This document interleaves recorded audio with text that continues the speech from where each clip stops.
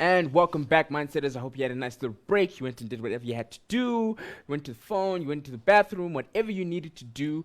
Now you guys need to make sure that you're back, ready, and paying attention. Make sure you've got your pens, pads out, and you're ready to make notes. And again, I cannot stress enough, tell a friend, to tell another friend, to tell another friend, to get your friends on the page. So you guys can all chat and all have fun with us and talk to us and let us know what you guys are thinking. But on that note, this is where I hand over to Tracy. Tracy, take it away. Brilliant. Okay, I know there's a couple of questions, Ty. Let me do Yes. the calculations, and then I think we handle all the questions at the end. Okay, no problem. Okay, so guys, hang on. All right, because also we want to get to the challenge question just before the end, but I need to do some stuff. It is on the Facebook page. It has been posted. Okay, so particle nature. You did this in electromagnetic photoelectric effect last week with Bruce. Okay, and remember that if light has a particle nature, then any part of the spectrum has a particle nature because it's all part of the same spectrum. Okay.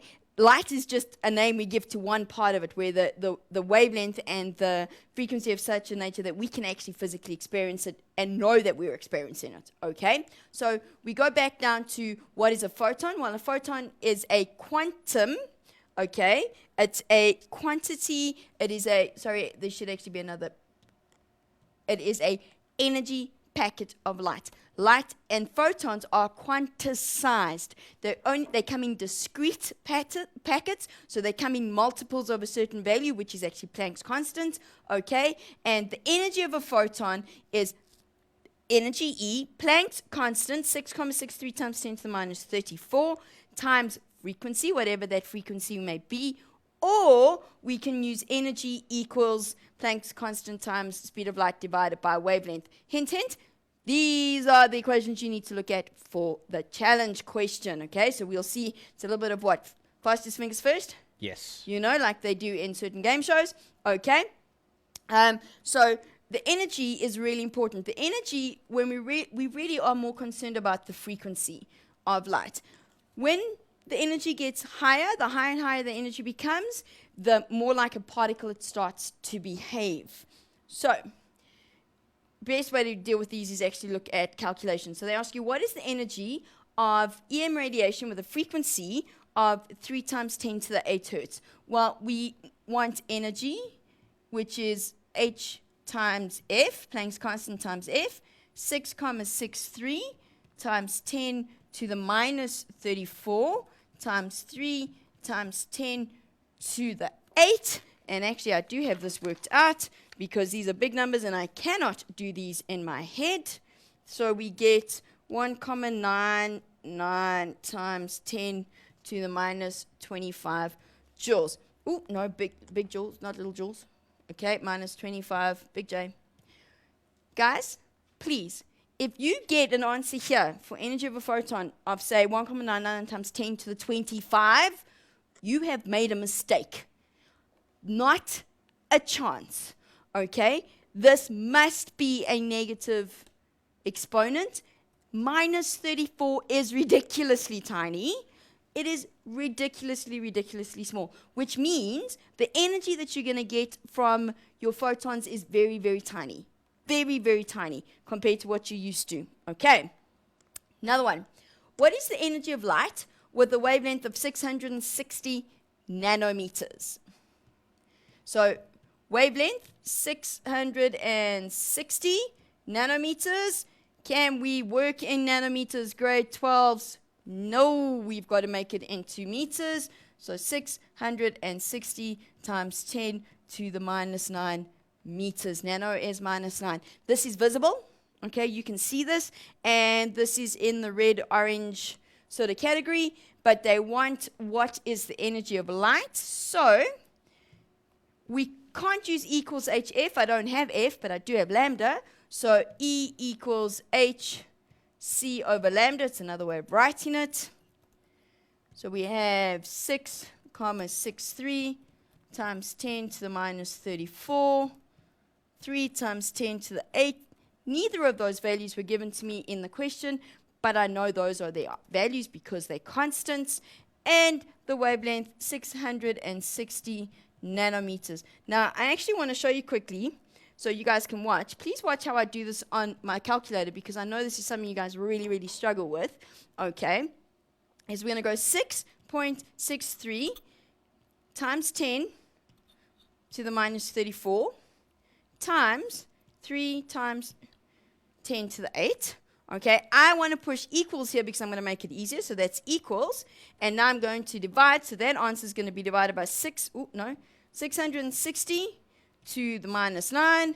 And I get 3,013636364. That doesn't really matter. Times 10 to the minus 19. So when I write this down, it's going to give me 3,01 times 10 to the minus 19 joules.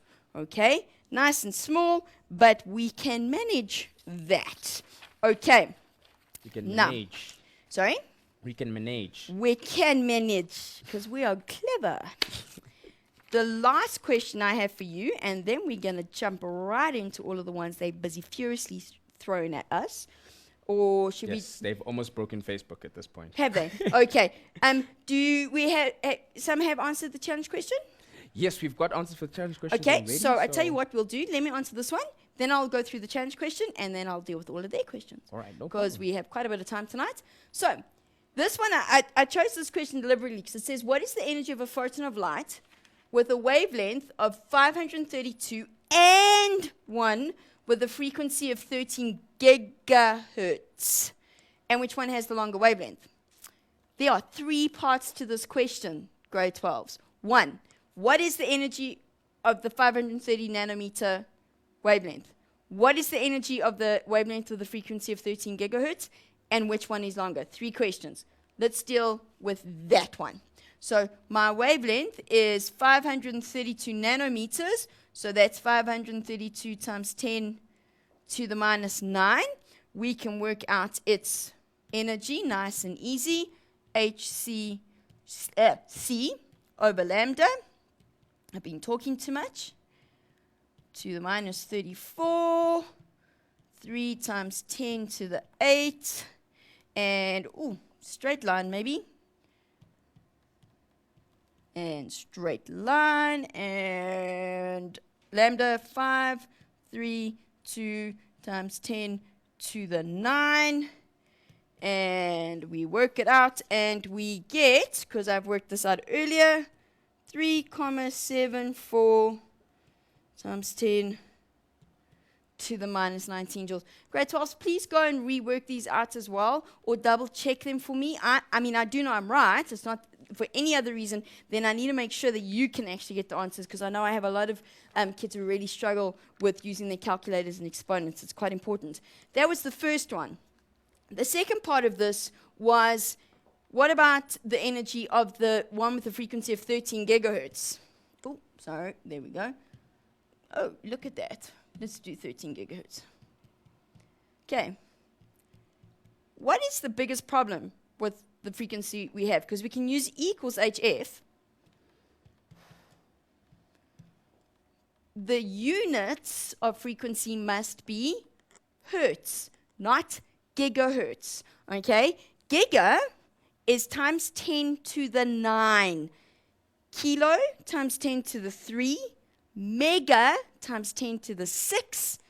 Giga times 10 to the 9. So that means this is actually 13 times 10 to the 9 hertz. Okay? We look at its energy. Okay, and I've ran out of space, so what I'm going to do is let me actually do this somewhere else. Let's write it underneath. I want you to see all of it. Okay, E equals HF 6,63 times 10 to the minus 34. Okay, and we get 8. Ooh, my 8,64, no, 62, yep. 8,62 times 10 to the minus 24 joules. Now, next question was, which one has the longer wavelength? I'm hoping you can tell by looking at the answers without actually having to work them out, because energy of my first wave, 3,74 times 10 to the minus 19. Energy of my second wave, 8,62 times 10 to the minus 24. Lambda is at the bottom of a fraction. The bigger lambda becomes, the smaller the energy is, which means the 13 gigahertz has the bigger wavelength. But let's prove it. Okay? So, V equals F lambda. V is actually C, so it's 3 times 10 to the 8. Frequency is 13 times 10 to the 9. So lambda here gives me 0,023 meters. It is significantly bigger. Okay, so the 13 gigahertz one is significantly bigger. Very, very important. Which then brings me to the challenge question. I'm wondering if some of you have had to rethink your ideas. In the challenge question, the energy of a photon associated with, okay, if the wavelength is doubled, what happens to the energy of the photon?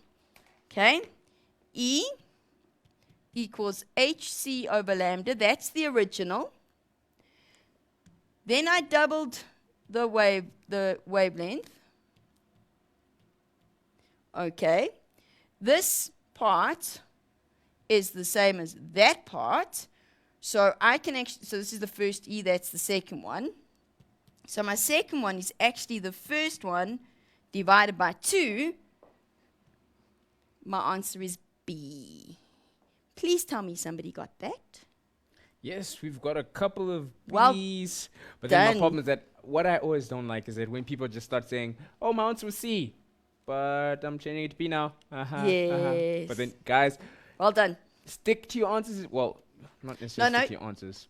That's exactly what it is. Guys, it's actually, I know in this case you know that you're wrong because you saw it on TV. Okay, you've done it with it. But I can't even begin to tell you the number of times when I've gone through a test or an exam with a kid, or I've looked and I've marked and I've seen what they've crossed out. I would say 90% of the time, your first gut instinct is always right. Particularly with multiple choice questions. This one is one you could work out, so you need to work it out. But with ones that you don't need to, 90% of the time, your gut instinct is right. I've even seen with long questions where they've done it, they've gone back to check, and then they've changed it, and what they cross out is right, and then I can't mark it. Breaks my heart. Makes me so upset. Aw, shame. 'Cause Anyway, what I was Yeah. referring to actually was that although, guys, yes, you post those answers, make sure that even, for instance, in an exam, just double check yourself. absolutely. Always double check yourself. Yes, you might go with your first gut instinct, but make sure you just double check to make sure. Just a quick breeze through and just make sure you're feeling good about it. And that you've answered everything. Yes, but we have quite a couple of answers that are here, so I'm pretty Cool. impressed. Yay! Usually I tell them that you need to post the answer with the explanation, but since I didn't say that earlier, I'm gonna let them get away with it this time. Yeah, it's okay. But as a note, from now on, make sure Always. that you guys post your explanations with your answer, so we make sure that you're just not Guessing. guessing. Exactly. Multiple guess. Yes. Finger Right out the first. thumb. Yes. But yes. Okay, let's get into some questions here. Yes, we've got about 10 minutes or so. Yes, because I actually had my own question, but I'll leave that one for later. Okay. It's a more important. Okay. Okay, so we had a question regarding. Yes, one of the students was, would we need to know the entire EM spectrum? Yes, you do. You do need to know them in order. Okay, make sure you know the order. Like I said, that first question where then I asked you in decreasing wavelength or increasing wavelength, decreasing, increasing frequency. You don't need to know the specific values, so you don't need to know what their wavelengths and frequencies are, but you do need to know the order. Absolutely. All right. Then we have another one from Michael. Wanted to find out how does radiation and contact to the skin damage tissue? It's because of the penetrating ability, Michael, because something like UV radiation starts to act more like a particle. Okay, so it's the same concept as photoelectric effect. So what happens is that radiation, because of the energy it has, when it goes through the skin, okay, electromagnetic waves can move through objects. It goes through the skin, and the energy it has causes the particles, like the cells and all that sort of stuff, to heat up, and that's what starts to cause the damage, basically, in a very basic terminology. Starting to go into life sciences there. Yeah. Then you also want to find out in terms of, I'm assuming this subject is more a refraction of light, because you want to find out how does that process work in terms of when light hits a mirror and bounces off. Okay, that's all dependent on the object. Some things just are made of a material that light cannot travel through. Okay, so it's the same as you running into a wall and bouncing off the wall, or a tennis ball being hit against a wall. Some things it just can't go through. So it hits a barrier that it can't penetrate. So instead of going through it, it just bounces off, basically. And then other things, would you say, are like jelly, like you running into jelly, or Yes, just absorb you? and or through an open door, or through air, where you can just. So some things are able to transmit parts of the spectrum, some things are not. It's all about what they're made up of, the chemical makeup, pigments, that sort of thing. Okay. Yeah. Then Mo. So I'm not even going to try to say the name I've if you butchered can't. this name so badly, but it's Moetjie. Moihi, I'm assuming. I'm sorry if I've butchered your name. I'm not even going to try to say it, because it'll be even worse. Moving on. But anyway, talking of visible light, what happens for us to actually be able to use color just the way it is? Or Not basically, really sure. Look, sweetie, I think if you're asking about color mixing, that has been completely taken out of your curriculum. All right, you're not expected to know, though as interesting as it is, you are not expected to know how color works. Okay, so you're not going to be asked about color mixing, not with light, not with paint, not with pigments, any of that stuff that is out of your curriculum. It is in all of the past exam papers except for last year. Ignore those questions. Okay, you do not need to know it. But in very basic terms, you, for example, see that this shirt is purple. Okay, and it depends on your TV screen as to what shade of purple. Okay, but it is purple. Now you see the purple color because the white lights in the studio, white light is all 7 colors and all possible combinations of it, which then hit my shirt.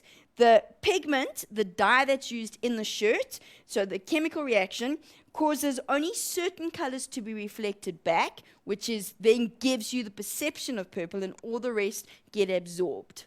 Okay, and things like my black undershirt, this absorbs all the colors and reflects nothing back, which is why you don't see it. Also why black clothing tends to be warmer if you're out in the sun, because it takes everything in. and then just keeps it. Yes, because it doesn't reflect any of the light energy away. Yeah. Okay, that's pretty interesting. Cool. Then Londi, we also want to find out what is the relationship that exists between the energy transferred by a quantum of EM radiation and photon?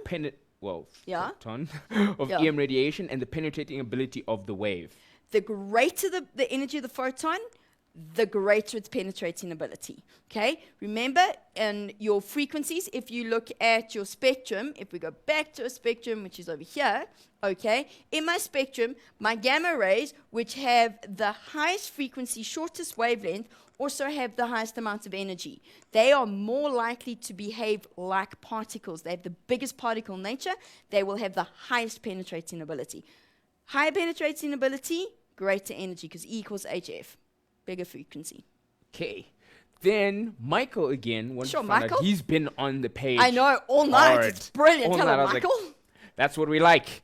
Then he says, basically he says, guys, I'm enjoying the show. Thank you, Michael. I'm glad. We got to be doing something right. He stayed on for what, 2 Yeah. hours? He just wanted to say hi and Oh, thank you so hello, much. Michael. And Thank then, you. yes, Nsako wanted to find out, is it true that EM waves travel in a vacuum at a constant of V equals 3 times 10 to the power of 8? Yes. All they've done there is put a V instead of a C. Okay, or electromagnetic radiation. In fact, we consider it also in air to be traveling at 3 times 10 to the 8. That's a constant. Doesn't change. Can't go faster than that. Okay, and at this point, I think I'm out of questions. No. Hold on, let me see if I can refresh and more questions have come Okay. in. Again, mindset is, as I've been saying earlier, make sure Well- that you guys keep posting. Didn't you say you had a question? So while you refresh, tell me what your question was. My question is, for instance, because I'm sure this was a question that was Listen. going to come up at some Yeah. event. For instance, using lasers Yes. as in surgery. Yes. Like the ability for lasers to cut through objects and, for instance, repair, like as in like laser eye therapy, people wear glasses, and like laser lancets for cutting. cutting, yeah. How That's- did that function? That's a special function of light. Okay, it's the way the light is, and in fact, lasers unfortunately also been taken out of the curriculum. But it's a good question. I know, it was actually such a fun thing. But basically, what it's doing is we're increasing the frequency of the light to such an extent that we're increasing its penetrating ability, and if it can penetrate, then it can do all those other things that it can do. And remember, with lasers, you can have such fine beams of light that's why it does that fine cutting. Line, yes. Okay, so it's all about its penetrating ability and what they use to make it, and what color it is, and all of those sort of things. You know, and of course they make a big deal out of it in movies. You know, when they try and cut people in half. That's so cool. I know, and it's got all the noise. Lasers don't make that noise, by the way. They kind of just like to go. Yeah, they don't make a noise. It's great fun. Anyway, moving on. Do you have any questions? Yes. Yay! I we love have you guys. one more. Yes. Well, a couple more. Well, again, Michael just wanted just a little bit more clarification on the term penetration in terms of It's going through. Going through. Penetrating just means going through. And the higher something's penetrating ability, the more it can actually, the more stuff it can penetrate. Okay, so something with radio waves have a low penetrating ability. Radio waves can get stopped by wood material. Okay, gamma rays can only be stopped by things like lead. X-rays are stopped by lead, but they can go through wood, they can go through tissues, all of that sort of thing. So, but penetrating ability, we're talking about the sort of things that it takes to stop it, to actually stop it from moving, to absorb all of it. Okay. Yeah. And then we have the infamous, why is the sky blue? Because it's reflecting the ocean. No, I'm joking. All right, no, it's not reflecting the ocean. It's actually got nothing to do with what we're doing at the moment. It's got to do with the fact that when light comes from the sun, it goes through our atmosphere, and this is really brief, okay, because we're going to run out of time for a proper explanation. As it comes through the atmosphere, it hits the water droplets in the atmosphere. The water droplets act like prisms. Those prisms make the water droplets, the light refract, change direction, and it splits it up into the colors of the rainbow. And simply because of, and remember, red light is at the bottom here, okay, it's got the red light's got the longer wavelength, blue light's got the shorter wavelength. The red light gets refracted in such a way that it actually goes beyond our eyesight, but the blue light gets refracted just enough so that we can actually see it in the way it gets it's time to say goodbye. It's reflected across the sky. Okay, it is not because the ocean is blue, because then we'd have brown skies. Well, actually, we do have brown skies in Joburg. Green skies over fields, because it's not. It's because of the water droplets, basically. All right. Okay, and I have to say goodbye, but sorry, I have to say this. I need to say shout out to some very special young ladies and the two gentlemen in a very special class of mine, my grade 11s, who should be watching. If you're not, I'm going to smack you, and I won't actually smack them. I love you guys, and it's time for Ty to say goodbye. Yes, and on that note, Mindsetters, I've had a blast. And I've had so much fun in this session. And yes, I'm going to be scanning through the page to find the challenge question winners. And we're going to be giving away these awesome Casco and this labeler. And on that note, I want to say a quick shout out to Liberty. Thank you for sponsoring. And this is where I sign off and say, see you next time.